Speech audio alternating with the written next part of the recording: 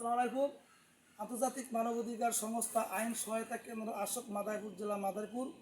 প্রথম পক্ষ ইয়াসমিন খাতুন জসপাড়া। এই মেয়ে তার স্বামী মারা গেছে, আল্লাহ পাক তাকে দুর্ঘটনা মারা গেছে।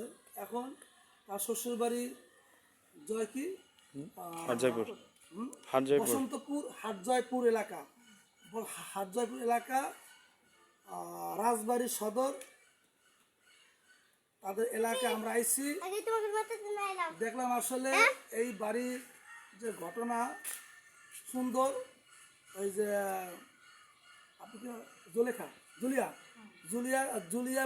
জুলিয়া বেগম অর্থাৎ আমার বাড়ির জাল ছেলের বড় ভাই বউ, তার কথা মিল আছে। জুলিয়া বেগম আসলে ভালো কথাই বলছে, যা জিজ্ঞাসা করছি সবই সত্য বলছে, এখানে কোনো মিথ্যার কিছু বলে নাই।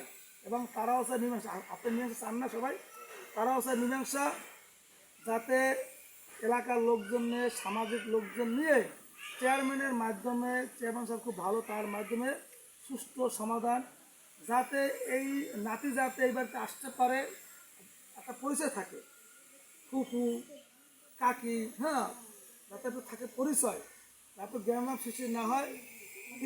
কেউ ঝগড়া করবেন না, সবাই আপনারা ভালো মানুষ। আমরা আইছি, আমাদের সম্মানিত করছেন, এজন্য ঘরেতে যা মালামাল যা আছে সবই পাইছি, সবই সত্য।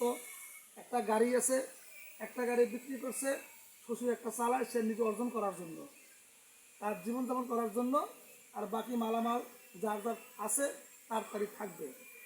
ধন্যবাদ। আসসালামু আলাইকুম। YouTube channel Mamun commander Barishal. সবাই দোয়া করবেন, দেশবাসী জনগণ যাতে সুষ্ঠু সমাধান হয়ে যায়, সবাই দোয়া করবেন। আসসালামু আলাইকুম।